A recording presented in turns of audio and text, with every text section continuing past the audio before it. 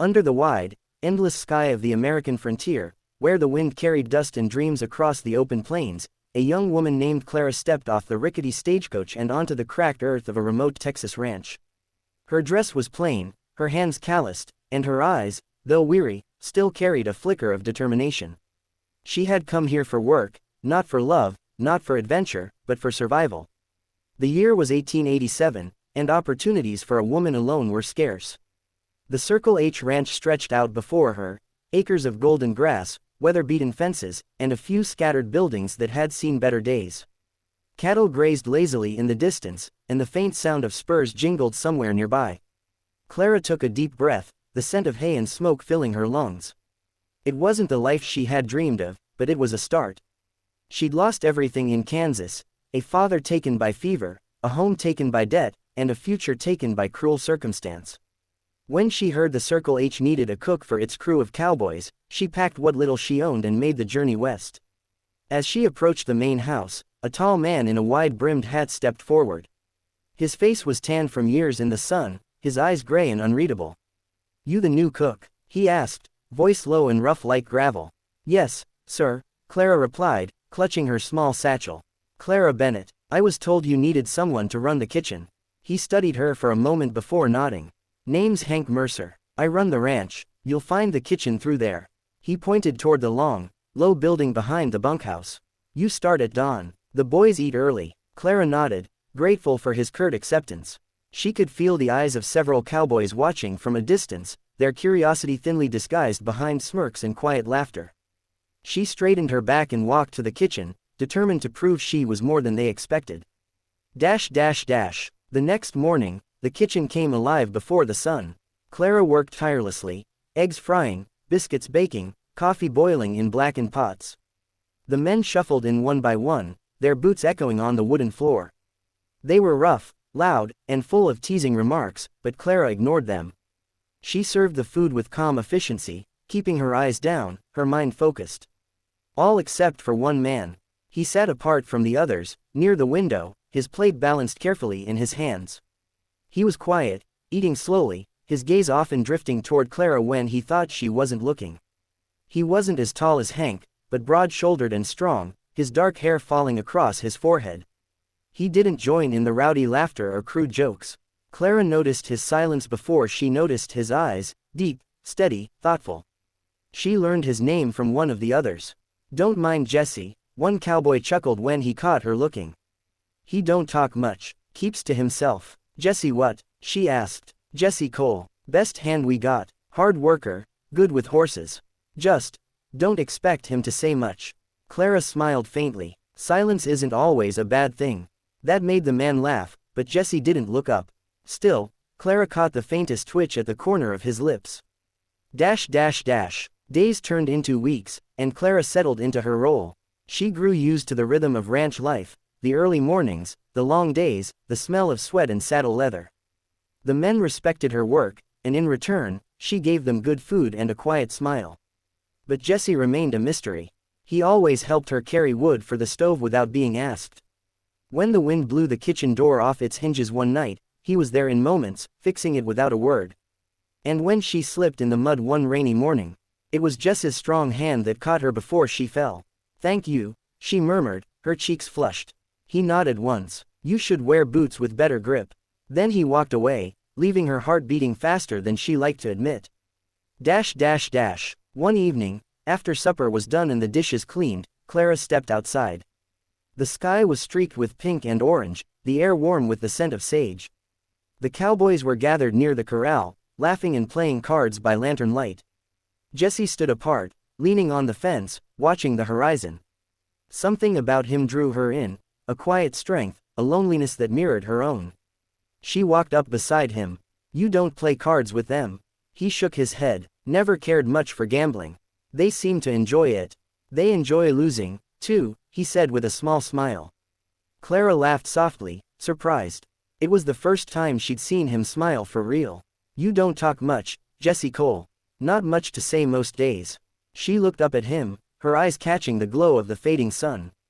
"Sometimes silence says plenty." He turned to her, his expression softening. "You're different from most women who've come through here. I take it that's a compliment." she teased. It is. They stood in silence after that, the wind rustling through the dry grass. For the first time in years, Clara didn't feel so alone. Life on the ranch continued, full of dust, laughter, and long days. Clara became part of the Circle H family. The men respected her, not just for her cooking, but for her spirit. She wasn't fragile or frightened, she worked hard, stood tall, and held her own. But Jesse, he was still her quiet mystery. Sometimes, she'd catch him watching her as she worked, a faint smile tugging at his lips. Other times, he'd disappear for days, riding the range alone, returning sunburned and silent. She learned pieces of his story over time. He'd fought in a border skirmish years ago, lost his family in a fire, and wandered from ranch to ranch before settling here. Loss had carved its mark deep in him, just as it had in her. One night, during a storm that rolled in heavy with thunder, Clara woke to the sound of the wind tearing at the roof. The kitchen windows rattled, and she could hear the frightened whinny of horses from the barn. Without thinking, she grabbed her shawl and ran into the night. The rain hit like needles, and the sky flashed white with lightning. She reached the barn just as Jesse was struggling to calm a rearing stallion. "Jesse," she cried over the wind. He turned, rain streaming down his face. "Get back inside, I'm not leaving you out here." Together, they worked to soothe the panicked horses, their hands brushing as they tied ropes and shut doors against the storm. When the worst had passed, they stood breathless, drenched, and trembling. Lightning flashed again, and for a moment, their eyes met. "Thank you," she whispered. He shook his head. "You shouldn't have come out. I couldn't stay inside knowing you were out here alone." For a moment, he looked as if he wanted to say something more, but instead, he simply nodded, his jaw tight, his eyes dark with something he couldn't express. The days after the storm felt different. Something unspoken lingered between them, a spark, a tension neither dared to acknowledge. Clara found herself thinking of Jesse when she shouldn't, wondering if he thought of her, too.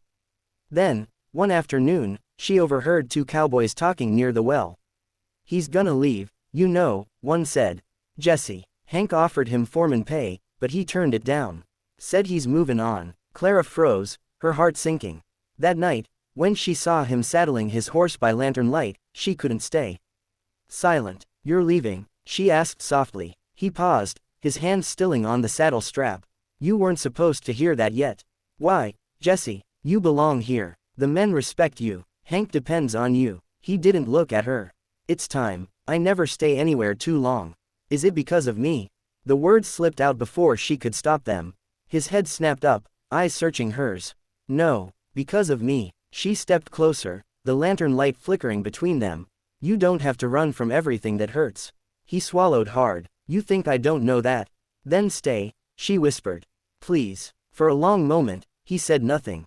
Then, slowly, he reached out, his hand brushing a strand of wet hair from her face. "You deserve better than a man who's forgotten how to stay put. And you deserve someone who reminds you that you can." The air between them thickened with emotion, years of loss, longing, and loneliness pressing against the fragile moment. He leaned closer, then stopped himself, as if afraid his touch would break something sacred. "I'll think about it," he said finally. And he did. Days passed, and Clara tried to act as if nothing had changed, though her heart ached with uncertainty. But one morning, as she stepped outside to fetch water, she saw Jesse by the corral, his saddle still resting against the fence. "You're still here," she said, trying not to smile too widely. He turned toward her, his expression soft but sure. "I thought about what you said." And he took a slow step closer. "You were right, I've been running from ghosts. But I'm tired of it." "Then don't." "I won't," he said quietly. "Not if you'll let me stay." Clara felt her throat tighten. "You don't need my permission, Jesse. I need your reason." For a moment, neither spoke. Then she reached for his hand, rough and warm from years of hard work. "Then stay, for me." The wind stirred around them, carrying the scent of morning dew and dust. He looked down at their joined hands, then back into her eyes. "I've wanted to since the day you arrived," he admitted, his voice low. "Didn't think you'd ever look my way. I noticed you from the start," she whispered. "You just never gave me the chance to tell you." He smiled then, soft, real, the kind of smile that reached his eyes. "Guess I've got a reason to now." Life went on at the Circle H Ranch, but everything felt different. The laughter at breakfast sounded warmer, the sunsets looked brighter, and the days, though just as long, seemed easier. Jesse didn't change much, he was still quiet, still steady. But now, when he came into the kitchen, he'd tip his hat and offer a small grin just for her. Sometimes, he'd linger after supper, helping her with the dishes, his sleeve brushing hers, their silence comfortable and full of meaning. The others noticed, of course. There were teasing remarks, knowing looks, but Clara didn't care. For the first time in years, she felt seen. One evening, as the sun dipped low and the air turned gold, Jesse walked her down to the edge of the pasture. The cattle were grazing lazily, and the sound of crickets filled the warm air. "I don't have much to give," he said, his voice quiet. "But if you'll have me, I'd like to make this my home.